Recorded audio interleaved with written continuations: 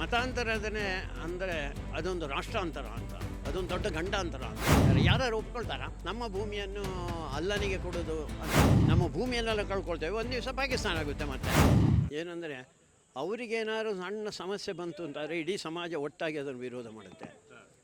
ಹಿಂದೂ ಸಮಾಜ ಹಾಗೆ ಯೋಚನೆ ಮಾಡಲ್ಲ. ಹಿಂದೂ ಸಮಾಜ ಜಾತಿ ಮತ ಉತ್ತರ ದಕ್ಷಿಣ ಬೇರೆ ಬೇರೆ ಪಕ್ಷಗಳು ಅಂಥೇಳಿ ಅವರವರದ ಲಾಭವನ್ನೇ ನೋಡ್ಕೊಂಡಿರ್ತಾರೆ. ಆದರೆ ಎಲ್ಲರ ಮುಳುಗಿ ಬಿಡ್ತಾರೆ. ಹಿಂದೂ ಸಮಾಜದ ಸಮಸ್ಯೆ ಇದು. ಅದಕ್ಕೋಸ್ಕರ ವಕ್ಫ್ ಬಂದದ್ರಿಂದ ನಾನು ಆಗ ಹೇಳಿದೆ ಅಲ್ಲ, ನಮ್ಮ ಭೂಮಿಯನ್ನೆಲ್ಲ ಕಳ್ಕೊಳ್ತೇವೆ, ಒಂದು ದಿವಸ ಪಾಕಿಸ್ತಾನ ಆಗುತ್ತೆ. ಮತ್ತು ಅದಕ್ಕೆ ಈಗಲೇ ನಾವೇನಾದ್ರು ಎಚ್ಚರಿಕೆಗೊಳ್ಳಿಲ್ಲ ಅಂತ ಇದ್ದರೆ ಸಮಸ್ಯೆಗಳು ನಿರ್ಮಾಣ ಆಗುತ್ತೆ ಅಂತ. ಅದಕ್ಕೋಸ್ಕರ ಇಡೀ ಹಿಂದೂ ಸಮಾಜ ಎಚ್ಚೆತ್ತುಕೊಳ್ಬೇಕಾದ ಅಂಶ ಇದೆ. ಇವರಲ್ಲಿ ಸುಮ್ಮನೆ ರಾಜಕೀಯ ಕಾರಣಕ್ಕೋಸ್ಕರ ಅದರ ವಿರೋಧ ಮಾಡ್ತಾರೆ. ಯಾರು ಒಪ್ಕೊಳ್ತಾರ ನಮ್ಮ ಭೂಮಿಯನ್ನು ಅಲ್ಲನಿಗೆ ಕೊಡೋದು ಅಂತ? ಕೊಟ್ಟು ಆಯ್ತಲ್ಲ ಒಂದು ಸಲ, ಕೊಟ್ಟ ಅನುಭವ ಆದರೆ ಇದೆಲ್ಲ ನಮಗೆ.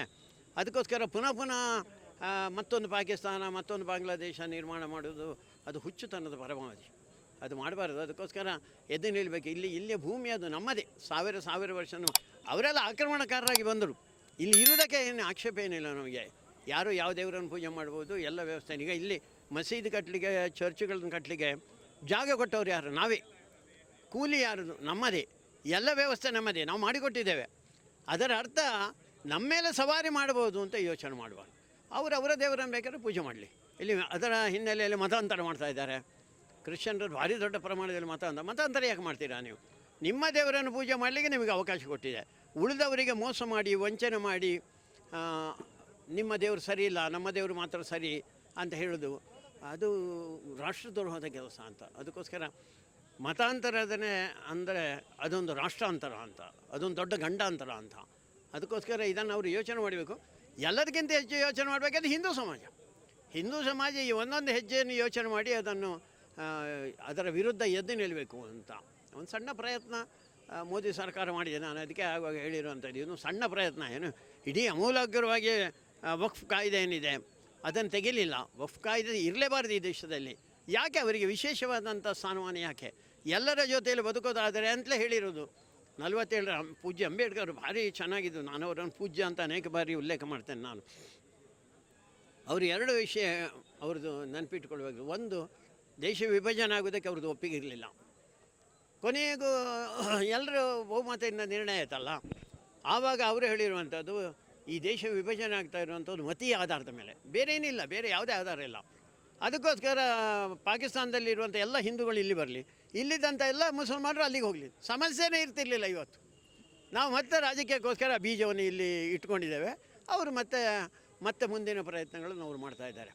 ಅದಕ್ಕೋಸ್ಕರ ಈ ದೇಶದಲ್ಲಿ ಯಾರೂ ಇರ್ಬೋದು, ಆದರೆ ಅವರ ದೇವರನ್ನು ಪೂಜೆ ಮಾಡಿ ಅಷ್ಟೇ ಇರಬೇಕು. ಇವರು ಹೇಳಿದಾಗೆ ನಮ್ಮ ಹುಡುಗಿಯರನ್ನು ಹಾರಿಸ್ಕೊಂಡು ಹೋಗೋದು, ನಮ್ಮ ಶ್ರದ್ಧಾ ಕೇಂದ್ರಗಳನ್ನ ನಾಶ ಮಾಡೋದು, ಅಥವಾ ನಮ್ಮ ಶ್ರದ್ಧೆಯ ಸಂಗತಿ ಗೋವಿದೆ, ಅದನ್ನು ನಿನ್ನೆ ಮಂಗಳೂರಿನಲ್ಲಿ ನೋಡಿದರೆ 19 ಹಸುಗಳಲ್ಲಿ 3 ಹಸು ಸತ್ತೋಗಿಬಿಟ್ಟಿದೆ. ಇನ್ನು ಉಳಿದಂಥ 16 ಹಸುಗಳನ್ನು ಕಾಲ ಮೇಲೆ ಕಟ್ಟಿಕೊಂಡು ಏನು ಕ್ರೂರ ರೀತಿಯಲ್ಲಿ ಯೋಚನೆ ಮಾಡ್ತಾರೆ. ಮನುಷ್ಯತ್ವೇ ಇಲ್ಲ ಅಂತ ಆ ರೀತಿಯಲ್ಲಿ ಯೋಚನೆ ಮಾಡಿ ಅದು ಮಾಡಬಾರ್ದು ಅಂತ ನಾವು ಹೇಳ್ತಾ ಇರೋವಂಥದ್ದು.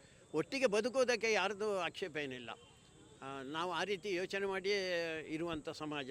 ಅದನ್ನೇ ನಾನು ಹೇಳಿದ್ದು, ಜಗತ್ತಿನ ಒಂದೇ ಒಂದು ಸಮಾಜ ಎಲ್ಲರಿಗೂ ಒಳ್ಳೆಯದಾಗಲಿ ಅಂತ ಯೋಚನೆ ಮಾಡುವಂಥ ಸಮಾಜ ನಮ್ಮದು. ಅದಕ್ಕೆ ಅವರು ಆ ರೀತಿಯ ಪ್ರತಿಕ್ರಿಯೆಯನ್ನು ಕೊಡಬೇಕು. ನಮ್ಮ ಮೇಲೆ ಆಕ್ರಮಣ ಮಾಡೋದಲ್ಲ. ನಮ್ಮ ದೇವಸ್ಥಾನ ಮೇಲೆ ಆಕ್ರಮಣ, ನಮ್ಮ ಮೆರವಣಿಗೆ ನಾಗಮಂಗಲದಲ್ಲಿ ಯಾಕೆ ಅವರು ನಮ್ಮ ಗಣಪತಿ ಮೆರವಣಿಗೆ ವಿರುದ್ಧ ಮಾಡಿದರು? ಅನೇಕ ಕಡೆಗಳಲ್ಲಿ ಮಾಡ್ತಾ ಇದ್ದಾರೆ. ಯಾಕೆ ವಿರುದ್ಧ ಮಾಡ್ತಾ ಇದ್ದೀರಾ? ನಿಮಗೇನಾದ್ರು ತೊಂದರೆ ಆಯಿತಾ? ನಿಮ್ಮ ಮಸೀದಿಗೆ ಏನಾದ್ರು ಕಲ್ಲು ಹೊಡೆದ್ರಾ? ಅಥವಾ ನಿಮ್ಮ ಹೆಣ್ಣು ಮಕ್ಕಳನ್ನ ಹೇಳ್ಕೊಂಡು ಹೋದ್ರೆ? ಮಾಡಿಲ್ಲಲ್ಲ. ನೀವು ಸುಮ್ಮನೆ ನಮ್ಮ ದೇಶದಲ್ಲಿ ಇದ್ದುಕೊಂಡು ನಮ್ಮ ದೇವರ ಮೆರವಣಿಗೆ ಅಡ್ಡಿ ಯಾಕೆ ಮಾಡ್ತೀರಾ ನೀವು? ಅದು ಮಾಡಬಾರ್ದು ಅಂತ ನಾನು ಹೇಳ್ತೇನೆ. ಅದು ಮಾಡಿದಾಗ ಹಿಂದೂ ಸಮಾಜ ಎದ್ದು ನಿಂತಿದ್ದರೆ ಕೇಸ್ ನಮ್ಮ ಮೇಲೆ ಏನಾಗ್ತೀರಾ? ನಾವು ನಮ್ಮ ಗಣಪತಿಯನ್ನು ರಕ್ಷಣೆ ಮಾಡಲಿಕ್ಕೆ ಹೋದರೆ ನಮ್ಮ ಮೇಲೆ ನೀವು ಕೇಸ್ ಹಾಕ್ತೀರಾ? ಈಗ ಉದಯಗಿರಿಯಲ್ಲಿ ಹಾಗೆ ಆಗಿರುತ್ತಾನೆ. ಅಂಥ ಕ್ರಿಯೆಗಳಿಗೆ ನಮ್ಮದು ಒಪ್ಪಿಗಿಲ್ಲ ಅಂತ. ನೀವು ಒಟ್ಟಿಗೆ ಬದುಕೋದಕ್ಕೆ ಯಾರ್ದು ಆಕ್ಷೇಪ ಏನಿಲ್ಲ.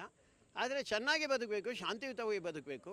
ಇದು ನಮ್ಮ ಪ್ರಶ್ನೆ. ನಮಗೂ ನಮ್ಮ ದೇವರ ಆರಾಧನೆ ಮಾಡಲಿಕ್ಕೆ, ನಮ್ಮ ಅಕ್ಕ ತಂಗಿಯರು ಉಳಿದಂಥವ್ರ ಬಗ್ಗೆ ಗೌರವದಿಂದ ಇರಲಿಕ್ಕೆ ಅದನ್ನು ನೀವು ಕಲ್ತ್ಕೊಳ್ಬೇಕು. ಹಾಗಾದರೆ ಒಟ್ಟಿಗೆ ನಾವು ಸಾಮರಸ್ಯದಿಂದ ಬದುಕಬಹುದು.